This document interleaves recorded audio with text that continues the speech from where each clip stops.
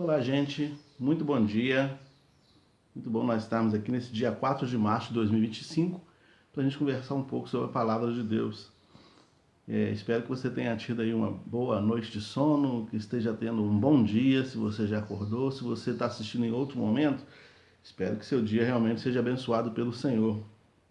Ontem nós tivemos aí, estamos tendo, né, tristes notícias sobre o Rio Pomba, né, sobre a cidade de Rio Pomba. Parece que houve no carnaval lá muita tiroteio, né? Muitas pessoas feridas, pessoas mortas. Infelizmente, esse tipo de coisa aconteceu ali. Muitas vezes são pessoas jovens. Ontem, por exemplo, eu fiquei sabendo de duas mães que perderam filhos. E é muito triste isso. Com relação ao Carnaval de Rio Pomba, muitas vezes a gente fica paralisado ou até mesmo perde a vida, seja no sentido figurado ou no sentido literal, perder a vida, por causa de projetos vazios, né? Muitas vezes as pessoas vão para um lugar desse não para se divertir, mas porque tem um projeto de vista, um projeto de vida nefasto. Então, às vezes tem pessoas que vão bem intencionadas porque querem só se divertir, mas às vezes o projeto de vida vazio de alguém pode interferir na nossa vida e não só essa pessoa fica paralisada nesse projeto vazio, como pode também nos levar a ficar paralisado na nossa vida, na expectativa de que algo diferente vai acontecer ou que a pessoa tem alguma coisa para oferecer.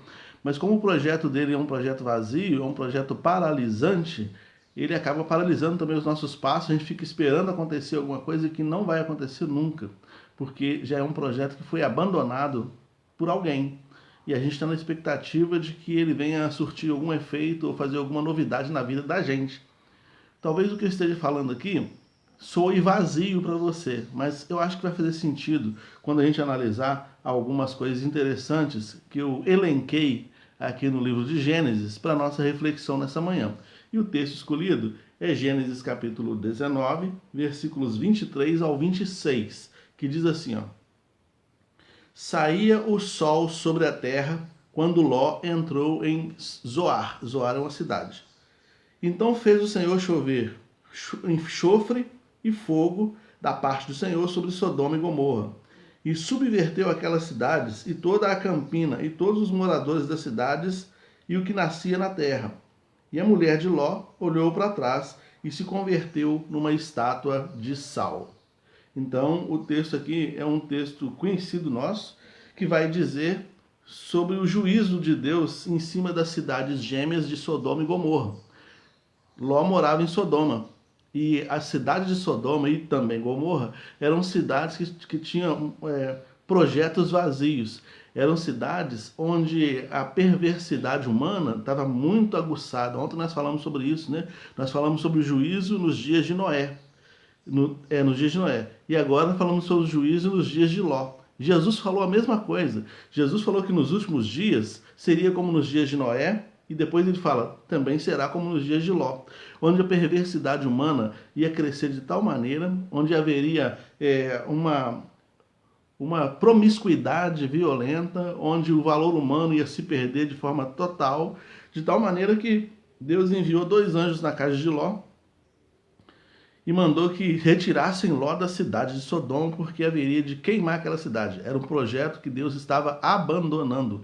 A cidade de Sodoma e Gomorra era um projeto dos quais Deus estava virando as costas. Assim como Deus estava virando as costas para essa cidade, Ló e sua família também deveria fazer o mesmo. Entretanto, ao sair da cidade, estando eles saindo da cidade, sendo puxados pelos anjos, e os anjos disseram, não olhem para trás, não pensem mais nessa cidade, esqueça esse projeto, porque é um projeto que já foi abolido dos planos de Deus. Deus não tem mais nada com essa cidade, porque essa cidade não quer nada com Deus. É uma cidade formada por pessoas perversas, e pessoas perversas não se abrem para o evangelho, pessoas perversas não se abrem para se converter ao Senhor. Existe esse tipo de gente. Um tipo de gente que jamais vai se converter, que vai viver na perversidade para sempre. Jesus chegou a dizer que entre os 12 havia um perverso, um que não se converteria, porque Jesus chega a dizer em João 6, versículo 70, um de vocês é o diabo. Ele fala, usa o termo, o artigo definido, um de vocês é o diabo. Não havia conversão para o Judas, não havia lugar de conversão no coração dele, porque ele era perverso. Também acerca de Caim, o escritor aos Hebreus vai dizer que Caim também era perverso. era do maligno. Fala assim, Caim que era do maligno. E a cidade de Sodoma e a cidade de Gomorra eram cidades que estavam com o coração tão pervertido que já não tinha mais espaço de arrependimento. Mas ali havia Ló e sua família. E Deus falou, saiam daí porque eu vou trazer essa cidade a juízo. Saindo eles da cidade, Deus já tinha virado as costas para essa cidade e ele disse para Ló e sua família, virem as costas dessa cidade e vão para bem longe.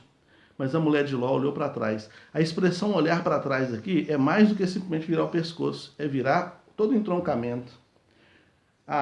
Os teóricos da linguagem silenciosa e da linguagem não verbal, da linguagem corporal, as pessoas que estudam isso, o tanto que o corpo fala mais do que as palavras, eles vão dizer que o seu corpo vira para onde você quer ir.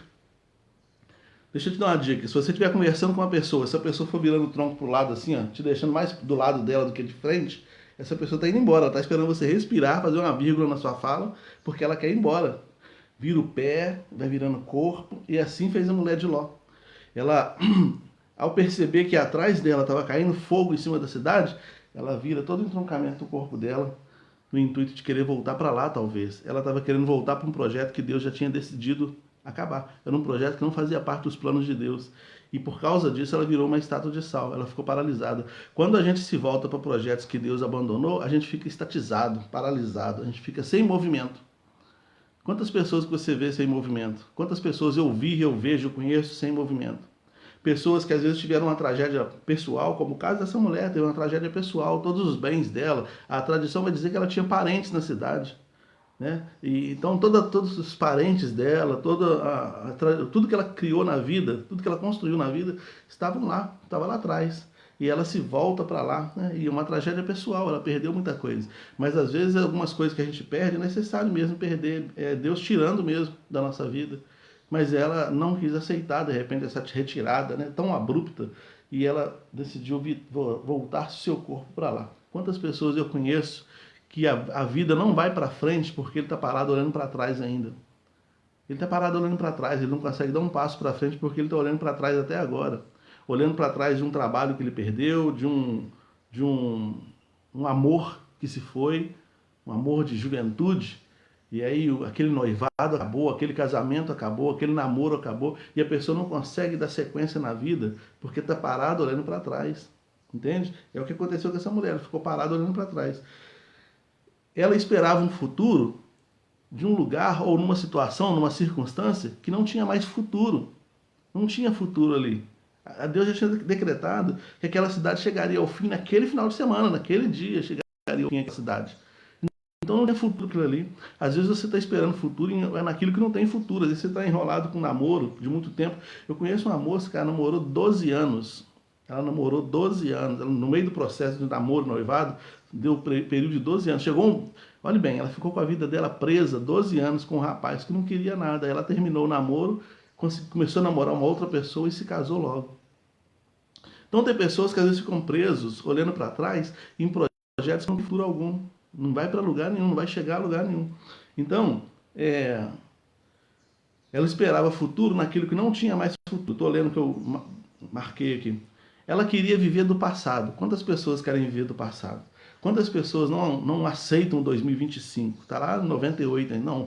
Não, 98 é que era o ano, gente. Nossa, o meu ano mesmo foi do ano 2000.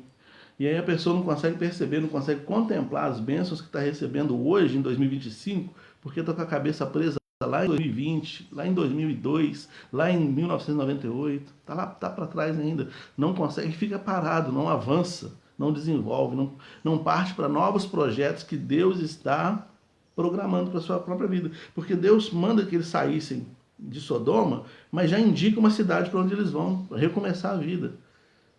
Os três, no caso Ló e as suas filhas, entenderam esse projeto e foram. Mas a mulher do Ló, ela não entendeu esse projeto, ela estava presa lá atrás ainda. E você quer saber de uma coisa? Quando uma pessoa, dentro de um grupo, ainda está com a cabeça lá atrás, não comungou da mesma ideia do grupo todo, ele atrasa o avanço do grupo. Porque ele sempre fica puxando para trás. O grupo quer fazer uma coisa, a igreja quer fazer uma coisa e tem um grupinho que tem que puxar para trás. Não, lá em 90 que era bom, nesse período que era bom. E ele não consegue vislumbrar uma coisa boa na frente. Na família acontece a mesma coisa. Às vezes a mulher tem grandes projetos, ou o homem tem grandes projetos, mas um dos dois puxa para trás, não consegue comungar de ideias. Isso atrapalhou a vida do Ló. O fato da mulher dele olhar para trás, se você continuar lendo a história dele, você vai ver que atrapalhou a vida dele, né? E ele acabou tendo algumas situações que, se você olhar o texto, você vai ver que foram desastrosas, entre aspas, por causa dessa olhada para trás da esposa dele. Afetou a vida da família, a estrutura da família toda foi afetada por causa do olhar da mulher para trás. A pessoa às vezes não olha na mesma direção de Deus, né? Ela olha na direção que ela quer olhar, não na mesma direção que Deus estava olhando para fora de Sodoma. E a mulher do Ló estava olhando para dentro de Sodoma. Talvez Deus está olhando para fora desse relacionamento, mas você está olhando para dentro. Fora desse emprego, mas você está olhando para dentro. Fora desse contexto, mas você está olhando para dentro. Fora do carnaval, mas você está olhando para dentro. Aí muita gente está ferida, muita gente está morta, lá em Rio Pomba e em muitos outros lugares do Brasil pode ter acontecido a mesma coisa, porque as pessoas estão focadas naquilo que Deus não tem nada com isso. Deus não tem projeto nesse contexto, né? Nesse contexto, é contexto de destruição. Não se espera nada além disso, né? Talvez ela não tenha crido que realmente aconteceria um juízo de Deus. Tem pessoas que ficam paralisadas no erro porque Deus não vai fazer nada não. Não acho que Deus não, acho que Deus é misericordioso. Deus é Deus de graça, Deus de misericórdia. Ele não vai fazer isso não. Ele não vai trazer esse juízo sobre a minha vida não. Ele trouxe sobre o mundo inteiro em Noé. Ele trouxe sobre 2 cidades aqui em Gênesis 19. Ele está sempre trazendo juízo. Até hoje você está vendo aí o juízo de Deus se cumprindo. Ele vai trazer juízo, com certeza, porque ele é justo. Ela se dissociou da família, ela se distanciou do pensamento familiar, foi o que eu disse, né? Quando uma pessoa está fora do pensamento familiar, ele acaba trazendo dano para a família. Por exemplo, uma mãe que sofre com um filho drogado, um filho que tem problemas com drogas, ou problemas com a vida boêmia, ou problemas com a polícia, ou problemas com alguma mulher. Eu conheci família, né? Que o rapaz era apaixonado pela mulher, dava tudo que tinha pela vida para ter aquela mulher. Isso trazia muito transtorno para a família dele, para a mãe dele, muito desgosto, para o pai dele, muito desgosto, para a família dele, muito desgosto. Então, às vezes, a pessoa está dissociada do pensamento familiar, não consegue enxergar aquilo que o pai e a mãe estão enxergando. Ele acha que ele é o dono. E a gente é assim, né? Quando a gente é adolescente, jovem, está entrando na juventude, na primeira fase da juventude, né? A gente acha que os pais não têm razão. Então, a gente vai quebrando a cara e fazendo os pais sofrerem, né? Então traz uma dissociação para toda a família, né? E essa mulher teve uma grande perda pessoal, por isso ela olhou para trás, né? Deixa eu te dar um conselho, olha para frente. Olha para frente. Eu não sei qual é a situação, qual é a dor, eu não sei onde dói, como dói, eu não sei qual é a angústia que talvez você traz na sua alma de alguma coisa que aconteceu lá atrás, mas olha para frente. Você não tem vida daqui para trás, você tem vida daqui para frente. O passado é uma coisa que não há mais, você não tem mais compromisso com esse passado, a não ser que alguma coisa que você tenha feito lá tenha gerado consequência hoje. Mas eu digo assim, sobre questões de perdas pessoais, sobre questões de algum trauma, alguma coisa que aconteceu lá atrás, você não tem como resolver mais. Então é daqui para frente, sabe? Essa mulher, ela deveria ter isso em mente, né? Quando Deus fala, abandona Sodoma e Gomorra, porque eu vou colocar fogo nessas 2 cidades, era abandonar o passado, abandonar um projeto que já estava vazio dentro dos planos de Deus. Coisas que passaram precisam ser esvaziadas da nossa mente, senão consome a nossa energia e vai consumindo a nossa energia emocional, física e espiritual de tal maneira que a gente perde dinamismo para continuar avançando na vida. A gente tem que pedir ao Senhor para nos dar força para continuar avançando na vida. No domingo eu falei sobre Lamentações, capítulo 3, quando Jeremias parou de lamentar e começou a olhar para o alto e falou, não, mas as misericórdias de Deus se renovam a cada manhã.